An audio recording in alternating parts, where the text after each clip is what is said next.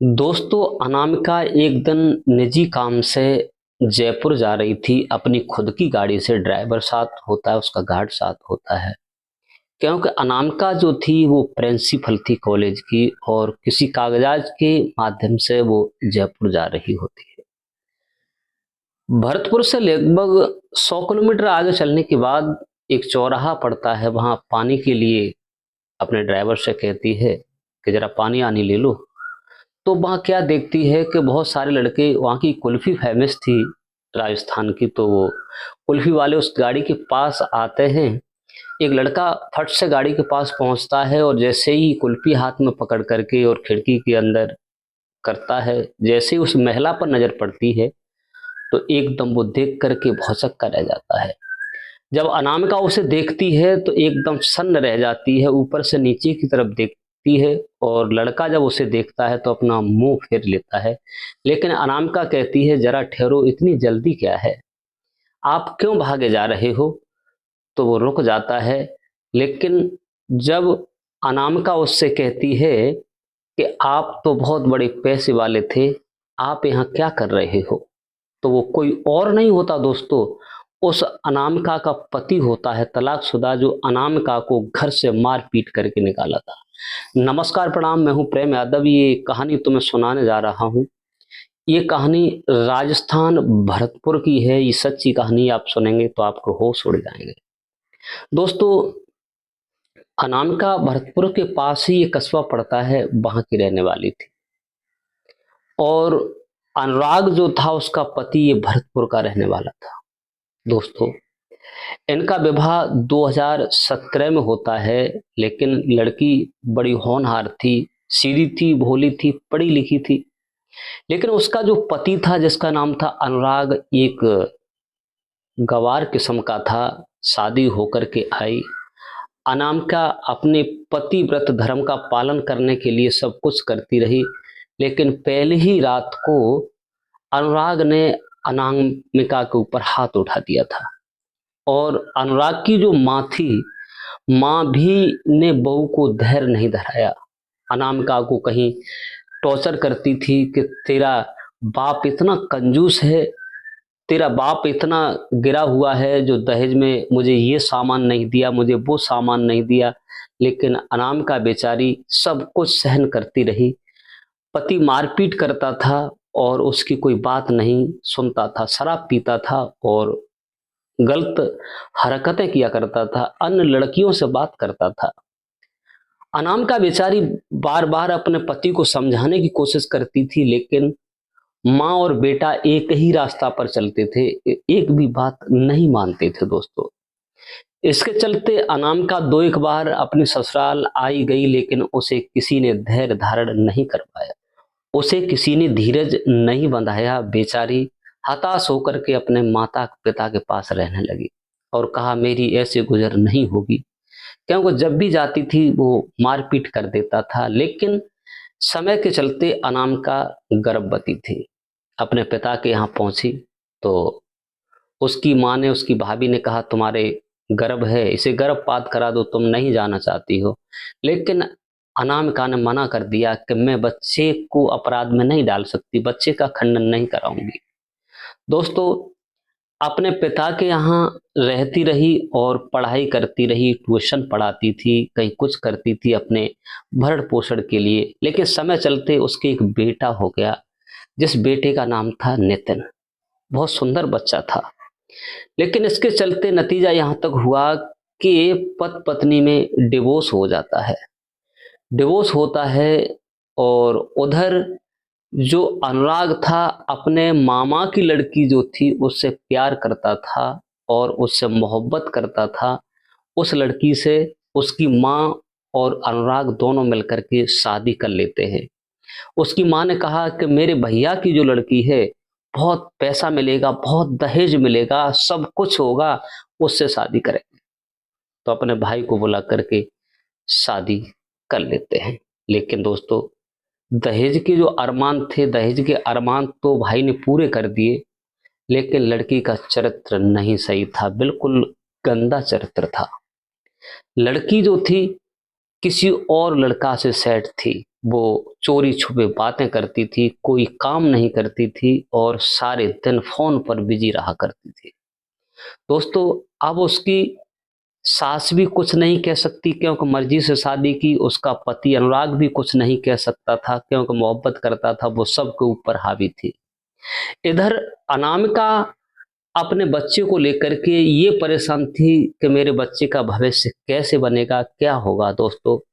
तो ट्यूशन पढ़ाने के साथ-साथ उसके पिता ने एक कॉलेज में उसे पढ़ाने के लिए नियुक्त मास्टर की जगह पर संविदा पर कर दिया था। तो पढ़ाती रही, भगवान की ऐसी नज़र हुई कि उस स्कूल में उसने ऐसा रुतबा जमाया कि वो स्कूल गवर्नमेंट का हो गया और वो प्रिंसिपल बन गई। उस स्कूल की प्रिंसिपल बन गई तो उसका तजुर्बा भी अलग हो गया। भरतपुर में जाकर उसने एक मकान बनवा लिया। दोस्तों, कॉलेज के किसी काम से एक दिन अनामिका अपने गार्ड को और अपने ड्राइवर को निजी गाड़ी से और जयपुर जा रही थी कागजात पूरे करने के लिए। जैसे एक चौराहे पर पहुंचते हैं तो गाड़ी रुकवाती है पानी आनी पीने के लिए। वहां की कुल्फी फेमस थी। तब तक वो लड़का कुल्फी लेकर आ जाता है। वो कोई गैर नहीं होता, उसी अनामिका का पति होता है। क्योंकि ऐसा क्या हुआ जो कुल्फी बेचने पर आया? जो उसके मामा की लड़की थी, कुछ दिन तो रुकी, माल जेवर घर का जितना था, पैसा था, सब कुछ था और वो लेकर के वहां से फरार हो गई, भाग गई। अब घर में कुछ नहीं रहा, तबाही हो गई। क्योंकि अनुराग के पिता पहले मर चुके थे, मां रह गई थी, मनमानी चलाई थी। अब वो बर्बाद होकर के कुल्फी बेचने लगा था।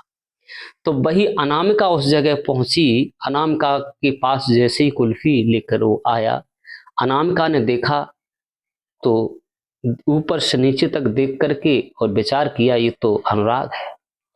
अनुराग ने देखा तो फौरन ही पहचान लिया ये तो अनामिका है, लेकिन भागना चाहा, लेकिन उसने बुला लिया, इधर आइए।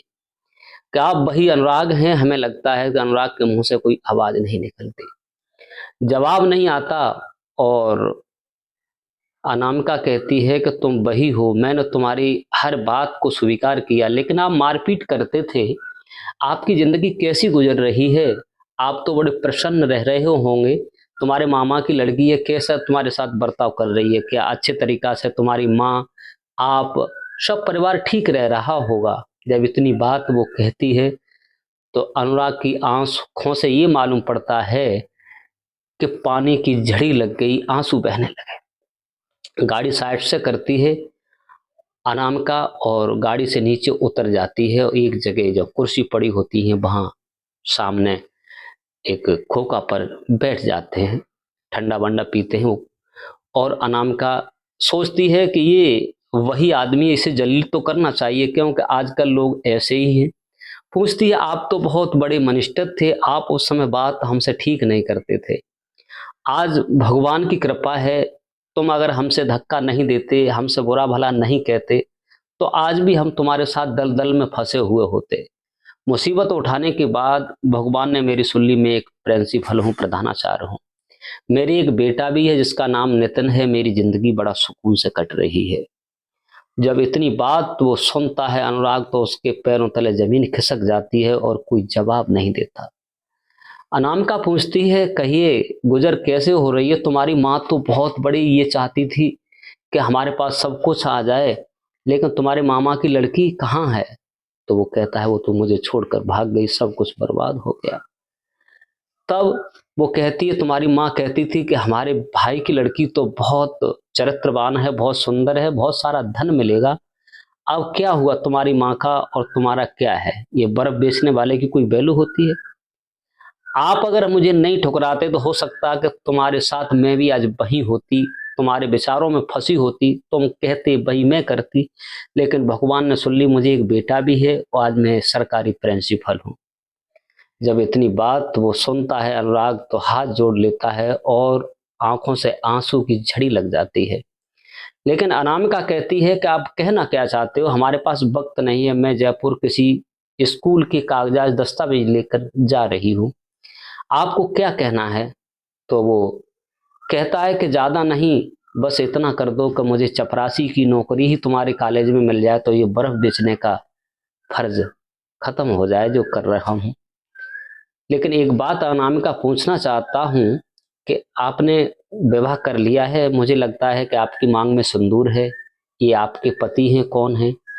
अनामिका कहती है शादी तो एक से ही कर दी थी, अब दोबारा नहीं करनी है, मुझे बेटा है। तुमने तो शादी दूसरी कर ली, लेकिन मैं उनमें की नहीं हूं जो मैं शादी करूं। तो वो कहता है कि बस इतना कर दो कि मुझे कहीं चपरासी की नौकरी मिल जाए, तो मेरा और मेरी माँ का भरण पोषण होता रहेगा, कुल्फी से काम तो नहीं चलता है।